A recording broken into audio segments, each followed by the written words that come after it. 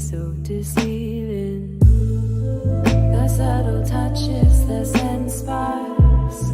Her kiss was still in the dark. Was there a glimmer in your eyes, or is it just like me to romanticize?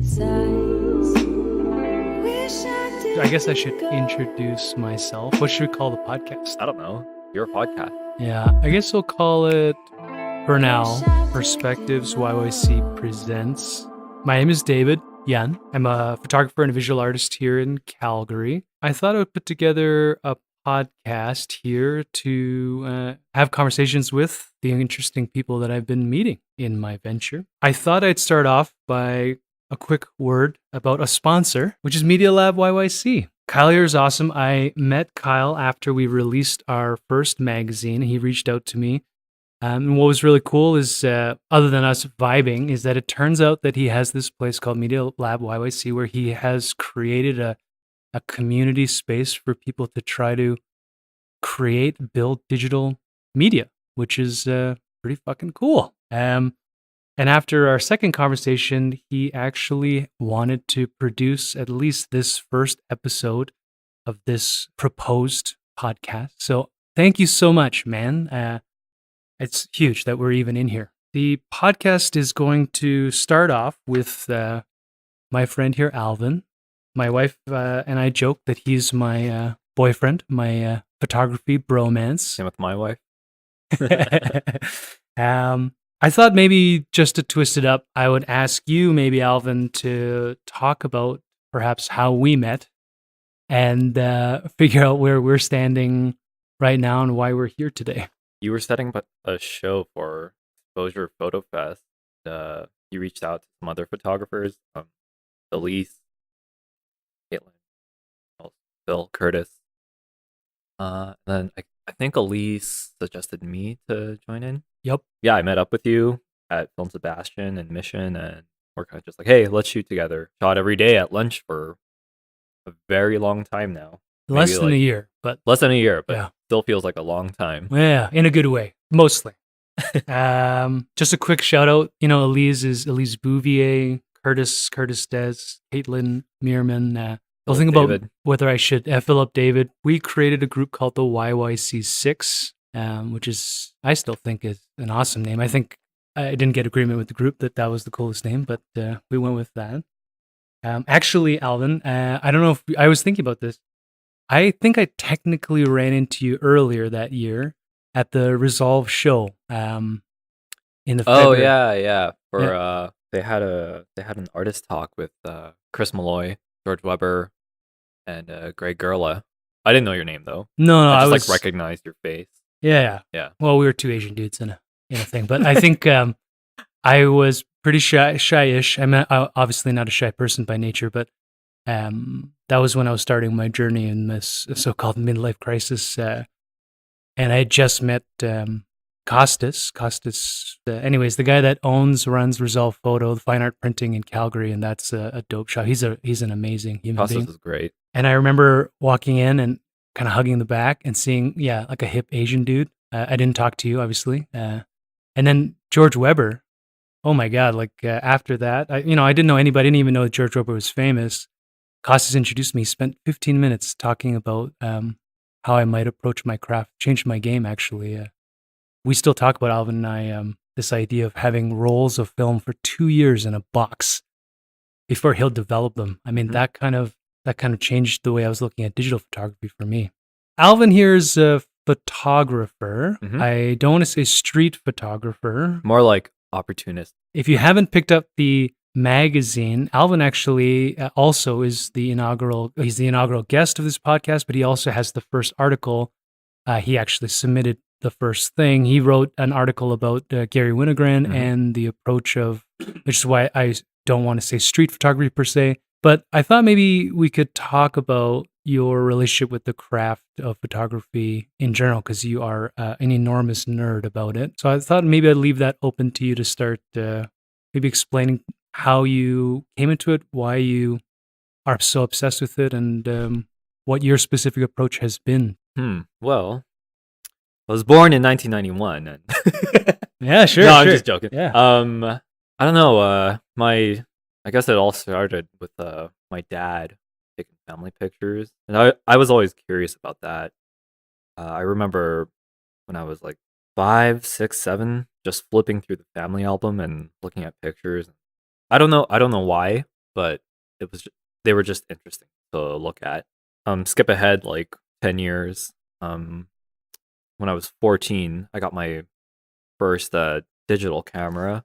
It was a little Sony point and shoot, and I was just taking some casual pictures, mostly selfies for like those online um pages. Like I don't know if anyone remembers, but Calgary Planet, Apartment 117 or some shit like that. But mostly friends and family, and uh, general experiences. What I thought was interesting. I never really looked at it as like an art form, but just like as a tool to, you know, not capture memories, but keep track of what I saw. Yeah, and then my dad got his first digital SLR, like an Olympus E500 or something like that. Then basically, I stole it from him.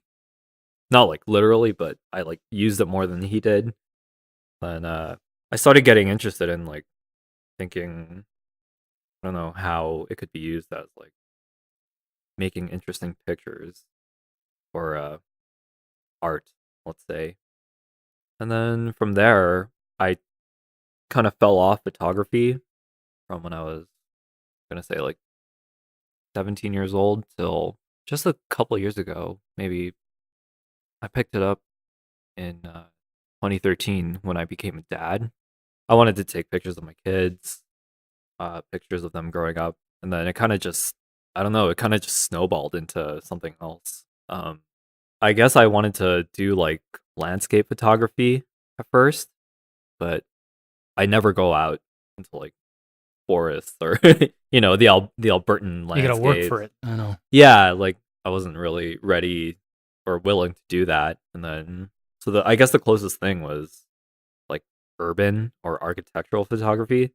But, sometimes taking pictures of buildings or landscapes can get pretty boring, and there's like everyone has the same photo of the Calgary landscape, I guess. So Yeah. Skyline. yeah, shit. skyline or like the bow, Yeah. Calgary Tower, A river leading into a mountainscape. With Yeah, trees and like around it. not to No, I'm just being a dick. not to sorry. hate on them, but No. like I'll just be contributing to like the same thing, really. And I didn't want to do that, so I guess I picked up what's called street photography, where basically I'm taking pictures of people, candid life in public spaces, essentially. What's interesting to me, I think stands out is even when you're young, you have this at least memory of wanting to make interesting pictures. One of the things I've noticed with you, shooting with you, that's a little bit different, definitely different than me. I am a fundamentally random and insane person. So when I shoot, I just click a shutter and hope for the best. But you have compositional and visual pattern, color, all these crazy thoughts running through your crazy head. It's interesting to me that even I'm presuming like 17 or whatever before you quit, that you have a memory of wanting an interesting picture. Do you know, was that something specific? Was it art driven? Were you in school for that? I mean, I know the other thing that learned about you, which is really fucking cool, is that you're a b-boy, or like you say you were, but I saw you throw down at that cipher recently, and I think like I have no idea when you started that or if there's any parallel that way, but this idea of artistic creativity and an approach to photography that's outside of just, kind of wanting to copy pictures. Yeah, do you think that there's something there? Well, I guess like as far as art or art processes go, I was actually like really into drawing. I was a wee lad, 2 years old, let's say. My mom actually kept this like sketch of Batman and Robin that I drew Nice. when I was like 4 years old, and Were you pretty Robin? good. I know you have an older brother, but were you Robin or were you Batman? Huh? I was Batman. Oh, nice. I had to be. Yeah. Yeah, I drew a lot. Like I was known in school as like the class artist or whatever. Just like sketching whenever I was bored or not paying attention in class. As far as the b-boy stuff goes, I started that when I was 14 or 13 actually. Like a Filipino puberty rite. or Yeah, it's something. like it's like a rite of passage for being Filipino. Yeah, man. B-boying and basketball. Did But you- like I did not do basketball. I was gonna say, Yeah. did you see that video I posted on Facebook? There's like a video on Reddit that was like the Filipino traditional. I can't remember what it was called. Some type of dance where they jump over sticks and shit. Oh yeah. Tininkling or Yeah. And as soon as I saw that, I'm sorry if I pronounced that wrong. By the Yeah, way, I don't know to how you're- all my Filipinos out there. whenever I say Tagalog, all the Filipino people get angry. at me. Tagalog. Yeah, my bad. But yeah, it just made me realize like dancing and having fun is such a part of Filipino culture in general. That part I know, but yeah, b-boy and basketball and Yeah, it's weird. the Like, thing. it has like you just have to for Yeah. some reason. That's Or cool. singing. Sorry, I But- didn't mean to interrupt, but I just no, it's all I good. had to. Yeah. Continuing on, from the b-boying stuff, it's funny. You kind of get like this weird how do I say this? You kind of like get out of yourself when you're breaking, and then you'll think of like concepts, like as far as the dance goes. Sometimes that translates into like real life or whatever kind of art you practice. I kind of just took those philosophies, and applied it to how I take pictures, I guess. Yeah, There's like when you saw that cipher that one time in May, there's like lots of energy, right? Yep. And then for me, I'm drawn to that kind of energy, something similar. So I try to translate that sort of energy into pictures, especially like with that breaking project I've been doing. hmm Like how do you take these dynamic movements and like make it as interesting in a picture, as dynamic. That's hard. That's the fun part though. Just trying to solve that sort of photographic problem, I suppose. Yeah, let's expound on that. I mean, the photographic problem. I mean, that's a multifaceted phrase, Mhm. but to me, especially in this sort of digital post-iPhone era, the idea that, for example, photographers always struggle to establish itself as a fine art. It's always struggled to, yeah, I mean, not to be taken seriously in a commercial sense, but definitely for us, like when we do gallery shows or talk to people that, come to look at what we're doing, I find a lot of photographers become so defensive because at the end of the day, they can't explain as well as you have, particularly in the article that you created for us, that the photographic problem, I think, if I am understanding where you're at, is that at the end of the day, no matter what our intent is, whatever our process, whatever our experience of taking the image, the only thing that matters at the end of the day is what a viewer might see in the four frames, in the four edges, sorry, in that moment they perceive it. Mhm.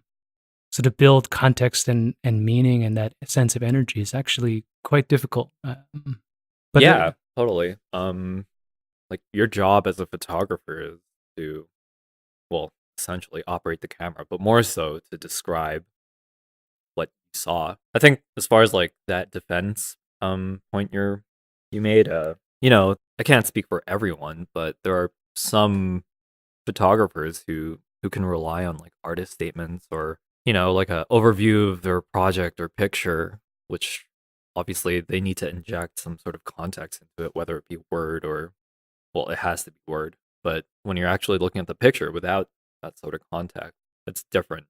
And I find that kind of a crutch.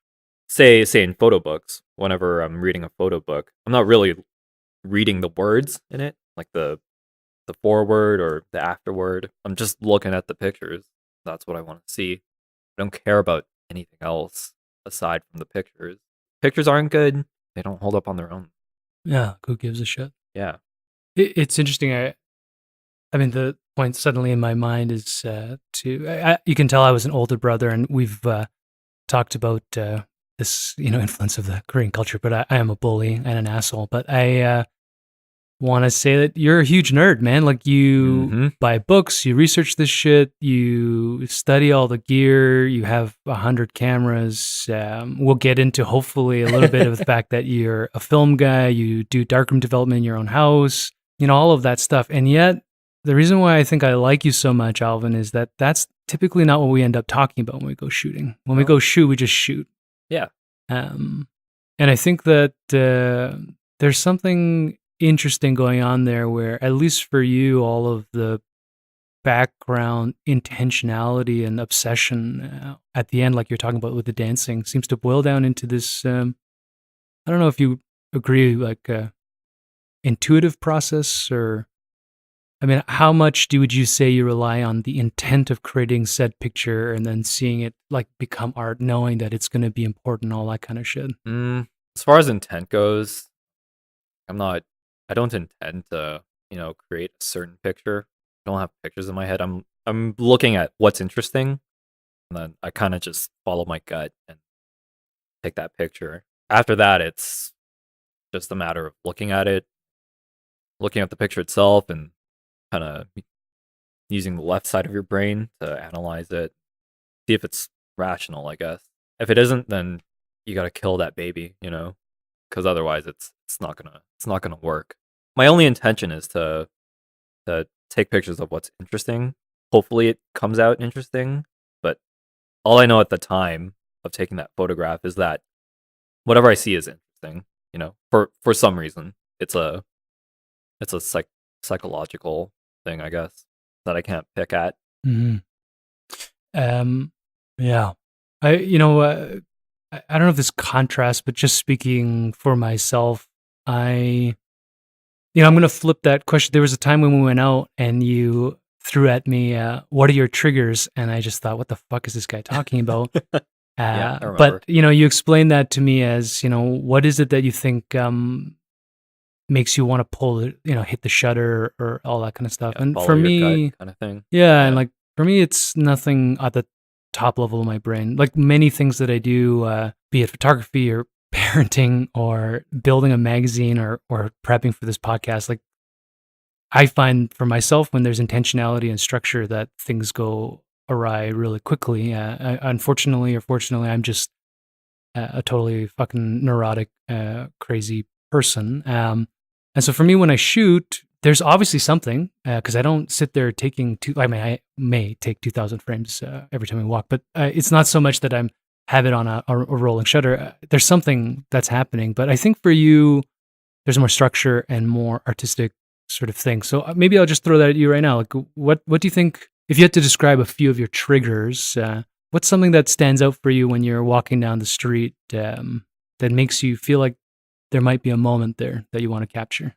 Like maybe I'll see a scene that maybe might make something interesting, but I really like crowds. Any swarm of people, I'll like just have a go at it. If I'm lucky, like each person will be separated in their own space in the frame, and they're playing their role, sort of thing. To complete the frame, no overlaps. It's just a nice clean frame, but there's also chaos in it, organized chaos, if you will. The stuff that like really, like that I can't help but, I don't know, for some reason because I'm a dad, then taking pictures of my kids, like I find myself taking pictures of other kids, not like just the kids themselves, but when they're doing something, because kids are open and they're shameless and they're being very honest. They don't have to act a certain way unless their parents tell them to, right? And they're not. They're just being themselves, right? Yeah. And that's interesting to me, and that's definitely one of my triggers. Sometimes I've gotten lucky. Another trigger is, I hate to say it, but like pretty women. Like, what else can I say? Like pretty women. Like, if a woman's pretty, I can't help but. And sometimes it's not even how they look, but certain presence that they put off. And the pictures that I take, I'm not like trying to objectify them, even though by like photography in nature is like objectifying or like exploiting whatever subject you're pointing at. the pictures that I select, the edit, I try to empower them. You know, their picture has to be empowering. Otherwise, like it's just like I don't want to be that guy. Yeah, as a brief aside, I find myself, especially after, I used to think that I was this gender wise person. And then when we had our son, at first I was completely convinced that it was going to be a girl. And then learning, watching my wife go through pregnancy, childbirth, our first tumultuous year of child rearing. Yeah, that question's a fascinating one. Maybe left for a better, different forum, with maybe a few women here to kick our ass when we go offline. But the photography is a fascinating thing. We've just been talking about that controversial sort of thing about a particular photographer getting into some public trouble about essentially allegedly harassing a family and not putting away a camera when asked to, etc. So I don't want to get into that in too much detail, but just to bring that up, I mean, like you said, the idea of photography objectifying, capturing, we live in a very sensitive, more and more sensitive society where people keep thinking that you're taking something. I mean, there's an irony of, what was it like in the old African colonies or whatever, they would go and if they tried to take their picture, they would think that you were stealing their soul. And so they took it in a very, very serious and aggressive manner. I don't want to say devolving, but we're going back to that a little bit where I'm not exactly sure when I get into a conversation with somebody who gets upset at me for having a camera, what exactly they think is going to happen. Yeah, I don't know. Like everyone is, not everyone, but people are just more paranoid. And certainly understand why. But whenever I have to deal with someone who's mad at me, of course I'll respect their wishes. Like if they want me to delete a picture, for sure, no problem.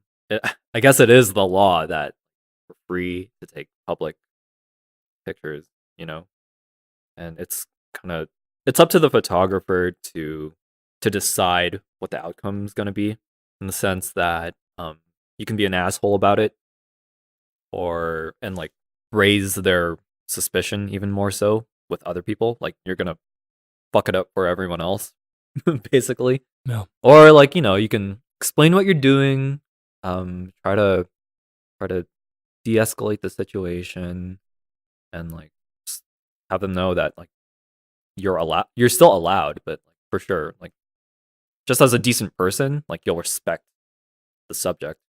Because in photography, if you're the one with the camera, you have the upper hand. People don't get to choose whether they want to be photographed or not in public. You have that choice to like control the situation, whatever follows, really. Yeah, it may fall back to with this idea of triggers. And what I'm learning from myself in particular is the only thing that I can control is how I approach my craft, my life, and my own intent. My wife, shameless plug, I talk about her a lot. We're about to celebrate our 18th year together this weekend. Nice. Congrats. So, she's Helen Young. She's the spark joy with Helen, and she does the KonMari process, etc. But one of the things that we learned going through that process before she became a consultant was this idea that we needed to search for ideal life and this concept of joy. And what I'm finding recently through all the work that I'm doing, meeting these artists, taking photos, doing all this stuff, is that my intent is both presumptuously, conscientious, joyful, in search of beauty, compassion, etc. And so I find often when I'm shooting, I'm smiling and I have lots of fun, candid photos of people walking by me with kind of like a WTF look on their face. I was just talking to you recently, Alvin, about how I'm learning that I am not nearly as slick or as covert as I'd like to believe. And the reality is everybody fucking knows what I'm doing, beaming like a complete moron on Stephen Avenue or something with my camera out. But that's the thing when we go back to the idea of triggers. For me, selfishly, it's about taking part of a process that makes me feel happy. And I also, like you, am searching for moments where people either seem strong, in control, or there are moments when, even if they're not, that there's some kind of structure to it, some kind of story or narrative that comes out of the image itself. And again, it's so intuitive. I have absolutely no idea what I mean by that, but I've been told recently, I think by Curtis, that if I have a picture out, that he knows exactly that it's mine. I feel the same way about yours, or like JC Yeeps, or like all these people that were, there's people that just have something, whatever their approach is, whatever their intent is, there's something in an aesthetic quality or structure that shouts their personality. It's familiar. Yeah. Yeah. I don't know. Alvin, do you want to talk about Dragon Ball Z? I love it. Yeah, man. It's all over your Instagram feed. It's pretty funny. Man, I fucking love Dragon Ball. Yeah, Dragon Ball. And Pokemon. Saw that shit when I was like 5 years old. Been hooked ever since. I'm 27 now. So 21 years of being a Dragon Ball fan. Just love that shit, man. I'm just trying to think, because I actually just turned 40, so fuck you, you youngin. And Dragon Ball, I think Akira Toriyama's, the original one's 88? I don't remember when the manga first came out. I don't know, 84, I want to say. I used to be into manga, maybe. I don't like admitting it anymore. I heard there's a new, like, what stage are they at? Like Super Saiyan 8? Is their hair like coming out of their knees at this point, or? No, well, Dragon Ball GT is not considered canon anymore, meaning it's not part of the main timeline. Is it a different artist, or? It's like, think of it as like an alternate universe. Oh. Yeah. It was created by Toei, not Akira Toriyama, except he had some involvement in the design. But like the story is like completely different from what we have now, which is Dragon Ball Super, which takes place within the 10 years of the end of Z after the Boo arc. Oh my god, I can't believe you're such a nerd. It's awesome. Yeah, so basically you were talking about the forms now, and we left at Super Saiyan 3 originally, and now they have Super Saiyan God, which is the red hair. Wait, like, is Goku still alive? Yeah, he's a god. He's like, does he still win all the fights? He has not won a fight. Oh, in like the entirety of it's all like Gohan and like he'll like have help, really. Again, I don't know anything about Dragon Ball. He hasn't won a fight. I'm guessing their names. He's strong. He's like super strong now, but he hasn't won a fight for some reason. All right. Well, what's your favorite character? Is it Piccolo? Why is it Piccolo? No, Piccolo, Goku. It's Goku. No, it's actually Gohan. Gohan. And if I'm being more specific, Super Saiyan 2 Gohan from the Cell games. Because if you saw the Japanese version, they had like that sick. Oh boy. Just do it, man. Just let it out. Like the moment where like Gohan turns Super Saiyan 2 after Android 16's head gets crushed by Cell, then like breaks, he like lets go of his limits, and that bird's tweeting, flying, and then that I don't know the song, but it's that Japanese song that comes please up. sing me the song.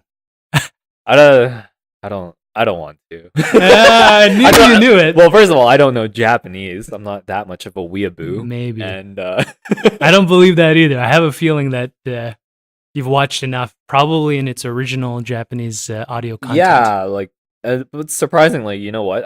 I love the fillers in the show more than the main What? story. Yeah, the fillers are hilarious. Like when Goku and Piccolo go get their driving license. That was like the best episode to me. That is the most amazing episode ever. I just think in principle, I feel like breaking up with you, because I feel like when they go off canon from manga and they do the filler, typically, again, I don't watch any anime, but typically it's shit. It's shit art. It's shit story. It's, especially with Dragon Ball, there's 17 repetitions of the same fight animations. They can fill 3 more episodes. Yeah. Not that I've ever watched the show myself, but now you're treading to dangerous territory, Alvin. Yeah, we should probably stop talking about it before we go off on too much of a tangent. No, I don't mind this either. I think one of the principal things, and we'll talk to Kyle at the end editing. I'm going to keep calling you a nerd. I mean, you're a nerd. I think that what's fascinating to me is even though I didn't expect you to actually be this big of a nerd, of course you are. I mean, this is how you talk about photography. This is how you talk about cameras. This is how you talk about the philosophy behind art. And of course, specific episode cycles and fight sequences and all this stuff about Dragon Ball Z. I'm afraid I probably need to ask you about Pokemon now because you are hunting for Pokemon for your kids allegedly. I think it's just for yourself. Yeah, no, it's for my kids. Yeah. I'm not really that into Pokemon. I was when it was a fad. Well, it's not even a fad, you know. It's still going strong. I'm 25 pretty years sure now. we were just in Toronto, and I'm reasonably. We drove down is John Street in Thornhill, and there was an amassment of like, I think it was like 10 random human beings staring at their phones in the middle of a park, and the only thing that made sense to me was that they were having a poke party because they didn't look like they were friends. They were all from different, generational, uh, you know, pools. hmm And they were just hanging out staring at their phones. That had to be a poke party. I don't know what other game brings that many nerds together in Game. real life. Yeah. That game was great. Back when it was Blowing up. super popular. Dude, when that 2016. thing came out, like I loved Calgary it. went insane. I loved it because it got everyone outside, and photographically speaking, even though No people cardio. are on their phones, Yeah. you know, there's like more subject matter to deal with. Once I see people, I'm like, yeah, let's go. Let's take some pictures and try and make something interesting. I totally just went off on a photography tangent. No, it's cool. I'm bringing it up for my own amusement, so I think that's valuable to me anyways. I want to avoid the concept that you got into my magazine because of favoritism. I mean, it's a really well-written article, and it also connects to the idea behind the magazine, which is simply that we want that. We want that personal connection. We want to express, even with this podcast and with my curation of the art shows at Phil and Sebastian's and any future art projects that we can get our hands on, is to personalize the art experience in Calgary so that Calgary can understand that we have incredible people here, both talented, passionate, energetic, all that kind of stuff. Maybe I shouldn't have said both, but the only way that I think that we can do that is to get away from this idea of art rhetoric being about what everybody else is doing wrong or why I'm right or, what photography ought to be, et cetera, but rather I think your article strikes me as what photography ought to be for me and why it informs the way that I shoot. And we work together in the editing process to ensure, or try to ensure anyways, that we don't have an article that's telling people that if you don't do it this way, you're doing it wrong. Like, I don't want that either. I want it to be about people's personal truths and to hear that your experience with Facebook notes or, whatever it is in the past, that sense of maybe vulnerability, that sense of personal accountability maybe is important to me. It's probably, again, another reason why we get along so well, because we don't have to devolve into conversations about just stupid shit. We actually just enjoy hanging out or not even talking sometimes, just clicking our shutters. Yep. I thought about this. I don't know if this is going to work, but I'd like to try something. I'd like to ask you essentially 6 weird word association things. The only direction I like to give you, maybe, this might not work, but the only direction I like to give you is like to think about it in terms of yourself, your craft, and Calgary. We haven't spoke enough, I think, and I'll have to maybe change my approach to focus a lot more on the city. But I think I'm going to ask you the 5 W's and 1 H as single words. All right. And when I throw one at you, I'd like you to just give me maybe an intuitive reaction with those concepts in mind. So photography, your approach to art, and this city. What do you think? Do you think this will work? Well, it may not work. I mean, you want to try it?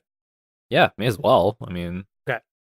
Let's go random. I'm gonna use my pen. It's an audio podcast, but I did a visual cue. That's important. I saw it, everyone. Yeah, I actually did it, which is important. Yeah. And it's like the smallest part of the page, so clearly I'm kind of peeking. But when? I'll speak in terms of like how I work, process, I guess. But when, on the way to work, at work, coming home from work, and at home. So that's that's perfect. Also, you're a huge nerd. That's a lot of photography, and I know that about you in the sense of when you shout out to me when you're going out at lunch. I'm like, holy shit, we just went out yesterday. Okay, who? Anyone? Yeah, anyone. Anyone in public, family, more so. Myself. It's all self-portrait, I suppose. What do you mean If you by want to that? look deep, well, when I'm taking pictures, not saying like it's a reflection of me, but it's a reflection of my interest. Let's move on to where. Mainly downtown Calgary, along the train line, 7th Ave, Stephen Avenue. But I have not gotten a really good picture out of that area, so I'd like to explore more. Yeah, do you think that that's just from you being out there every day, or do you Yeah, think... I think so. Not like because of recent events, but I will say that my favorite pictures are at home. Yeah, I see that a lot on your Instagram too.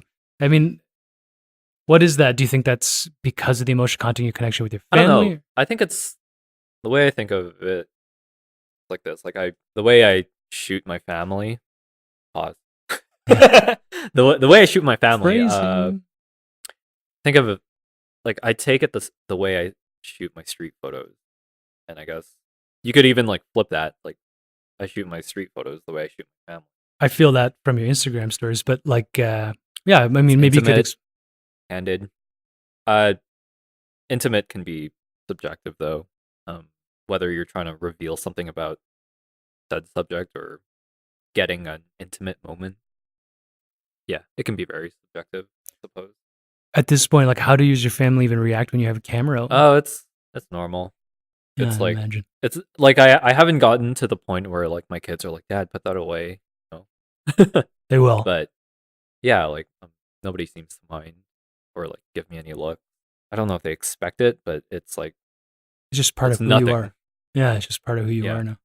You know, it's interesting. I'm the opposite. Like, my wife is a much better portrait photographer with her iPhone with our son, and because we're always on our phones, the candidness of that, in the sense that, you know, you can just quickly snap a picture of him doing the most ridiculous thing, and he doesn't even realize. I mean, he knows, and he likes to look at himself because he's conceited. He's curious about yeah, himself. he's egotistical. That 4-year-old. Ugh, it's all about me. So, but as soon as I pull out my camera, he wants to take the pictures. He wants to. Yeah, and because I let him, so he loves taking. We actually had an old, those old, like, now it's the Olympus is a tough one, but back in the day when my wife and I went on our honeymoon, we bought a Sony one that's like, drop proof, splash proof, all that kind of shit. So we had one of those on the shelf. It was collecting dust, so I gave it to him when he was 2. And that was his camera, and it's amazing watching kids take pictures. Cause, Oh yeah. Yeah, I actually have a friend. Shout out to Rob Timko from Denver. His kid has an Instagram page called Tiny. I think it's Tiny Timko, but I'm not sure if there's like a dot between Tiny. Yeah, you like, have me Tiny following dot that Timko. too. Yeah, like he just gives his kid camera and he goes wild on it. There's like some film stuff in there. Holy shit. I think he's using like a little Konica point and shoot. Mostly it's like some Olympus tough like point and shoot camera, and maybe even like Rob's Leica. Oh, well, Yeah. Like, my son broke the indestructible camera, so he doesn't have a camera now. I don't know. That's apparently things kids do, but it's kind of speaks to what you said earlier about taking pictures of kids, that they are self-aware but not afraid of how other people view them. That number one, visually they have that low perspective, which is so cool. But also they don't give a shit what they shove that camera into. Like, they'll shove it in your face. But they're lucky though, because like the other people are thinking, oh, it's just a kid. That's cute. Oh yeah, like, as far as how they interact like that, like, hey, some Asian guy, like smiling at 3 them. feet in front of me. That's cute. Well, now I'm shooting. I mean, I don't know if people listening to this are actually photographers or not, but now I'm switching over to a very wide angle lens, full frame equivalent of 18 millimeters. So I have to actually get very close. Be a 4-year-old, like walk. If I want them to fill the frame, I gotta like shove the camera right in their face. But no, but it's interesting. I miss his pictures because there's that sense. I mean, even speaking of that previous answer you had about how it reflects on the person, it reflects on you. Kids I'm sure like everyone who photographs, it's like a reflection of their curiosity, and like that's not just me. Like, it's everyone. Because otherwise, why would you be taking the picture in the first place? becomes contrived at that point, you know? Hmm. Like, yeah, like I want to make a beautiful picture. And like, how do you do that without curiosity first? It's interesting. I throw shade at everything, but when I first started taking pictures, I joined a meetup group, and I got so upset. My wife and I describe ourselves as unemployable. We're too individualistic to actually fit into. Like, I mean, I struggled in a corporate environment for a long time before I got my ass canned, but I went out to a meetup group for photography, and I had the worst experience because everybody showed up. They all gravitated to some one guy that had the most expensive tripod and the biggest lens. And whatever he set up, they would all go and set up beside him to take the exact same fucking picture. And I at first I became a finger pointing thing for me where I was like, oh, this is why I don't go to meetup groups, etc. But now listening to you, I realize maybe there's a reflection there of, I don't want to, I mean, again, throwing shade, but lack of curiosity, or this idea that conformism is the way to success, that if I just copy this one guy that I think is going to be, then I can also mimic. Like, I at least can't do that. I don't know how to do that. Maybe I'm too egotistical. I don't know what it is, but I think there's something to that, where even Instagram feeds, there's a lot of people that either get referred to me or that I come across, and I hate them. I can't follow them. I can't follow the pictures. I can't like the pictures. And it's not about, how many millions of followers. Like, it's just something about the way they shoot and the content. But now you're giving me sort of a context there where, yeah, it's about whether I'm connecting with their sense of creativity, their curiosity, their approach. And it seems so simple now that we're saying it out loud. Yeah, well, I think when you're first starting out with any medium in general, you want to imitate something or someone, for sure. Like, I've gone through it.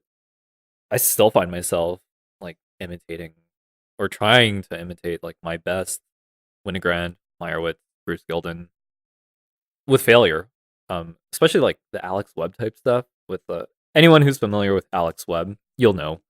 But he just takes some like really complex frames. I hate using the word layers, but yeah, like it's his frames are very layered. Every element in the frame has its own place, and the energy in that frame just works.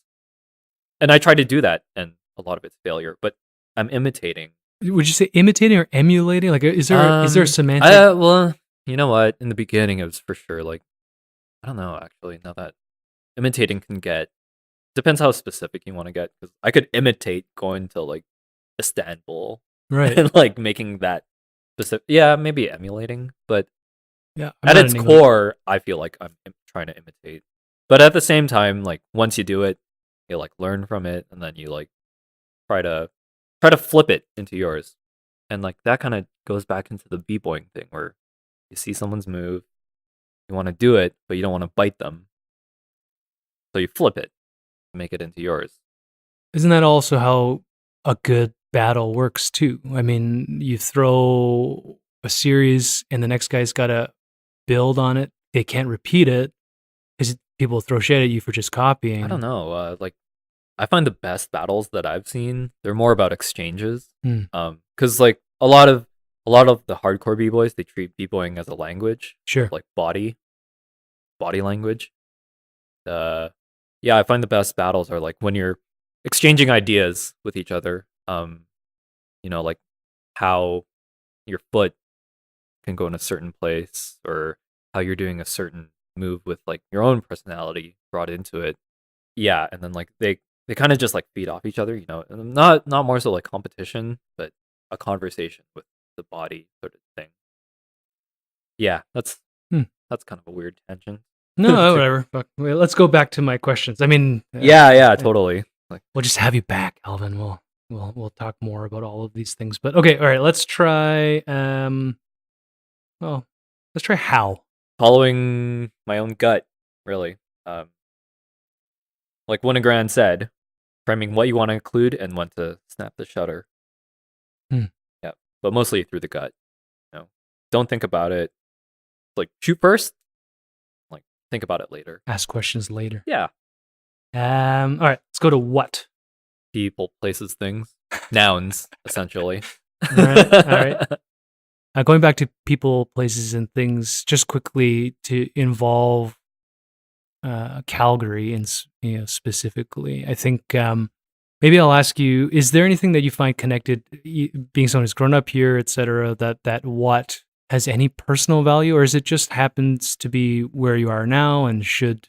Yeah, where I am now. I try to I have no connection with my pictures. I think about them like what works and what doesn't, how I can learn from it, how I can learn about photography through them. And yeah, I try not to get intimate with my pictures.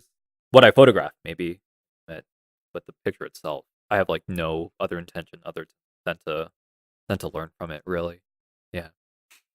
Okay. Is that too deep? No. I'm just thinking about it. I guess I paused and I made a face that people can't see. And kind of like a frowning face because I was thinking about it. I'm going to describe it. So I looked to my left and I made a frowning face and I kind of zoned out with my eye focusing. That's what Alvin saw when he asked. No, I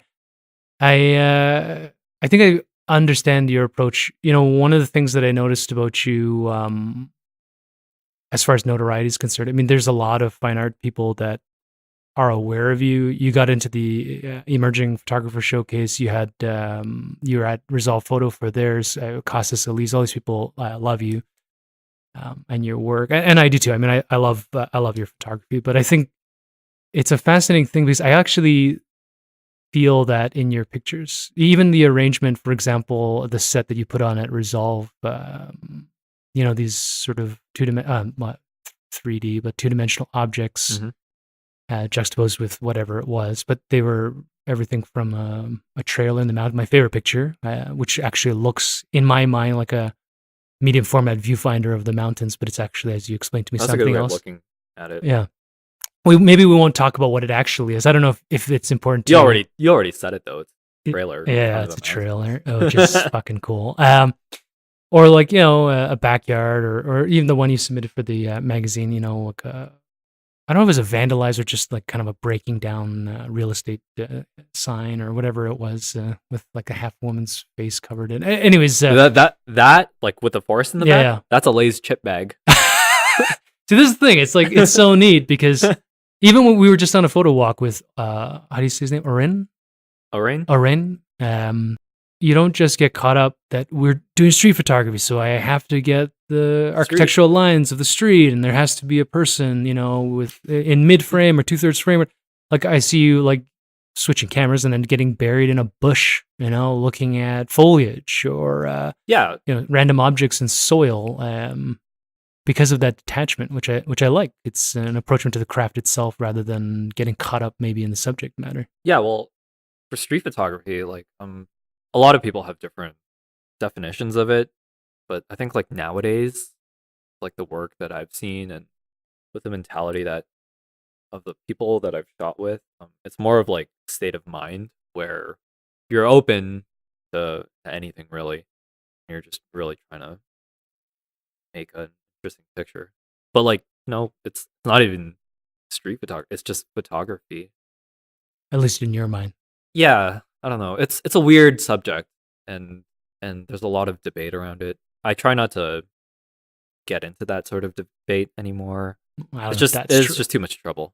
So that's why I just call it photography, because then you're just taking pictures in the end. Yeah, one of the things that I've learned getting into this world is not only are there so many different genres of photography, but the approaches to each is so fundamentally different. You look at the basic thing between an fine art or otherwise, and a commercial photographer, portrait, landscape, flash photography, street, baby photography, props. Newborn.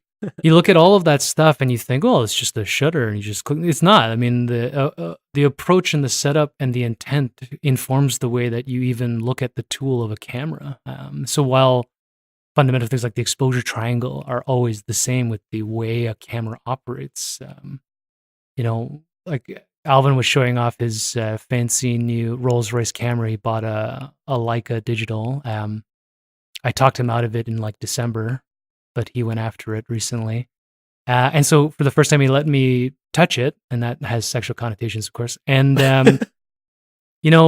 he's got this beautiful, it's a rangefinder camera. It's got this manual everything lens and some parallax stuff and like all this technical shit. But ultimately, this is a camera that would be, I think, difficult to use in a family portraiture shoot, for example, where a kid might be jumping in and out of a frame, where your focal length has to keep changing, where your focusing has to keep changing, all that dynamic shit changes.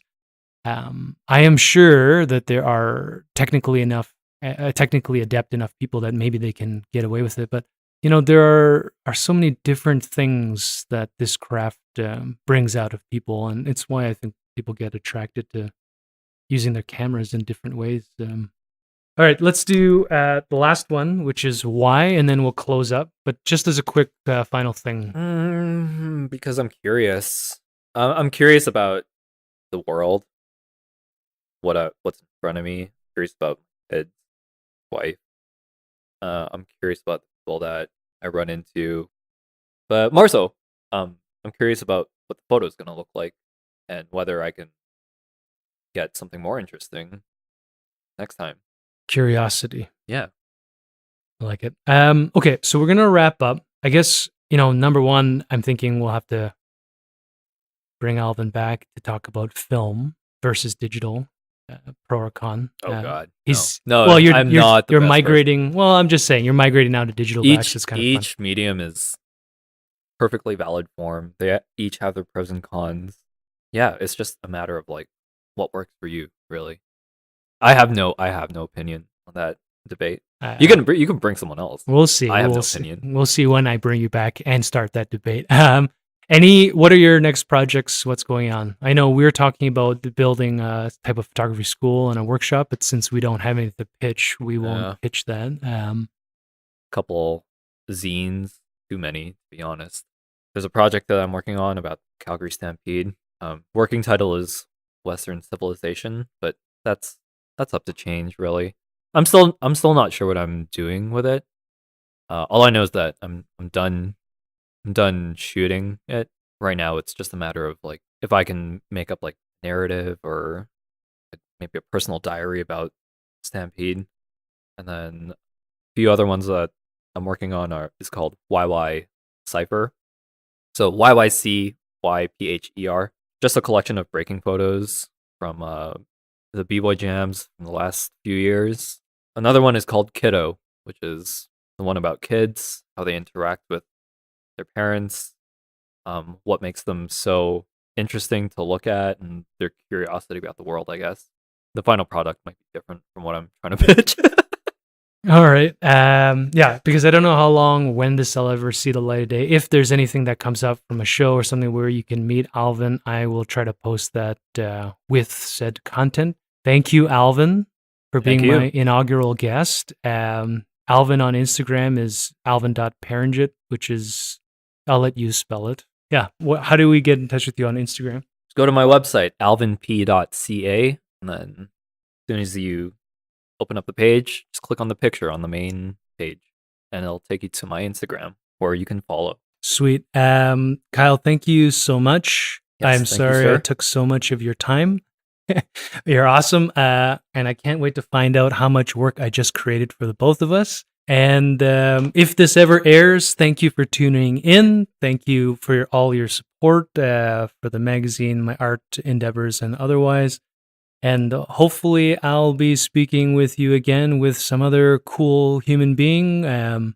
Thanks for tuning in. This has been Perspectives YYC Presents. I think that's what we're calling it. Working title.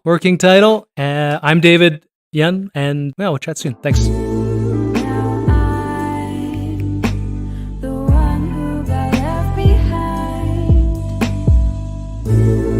Got controlled by my heart and lost my mind. I tried to change at a rapid rate, to reflect the mirage and to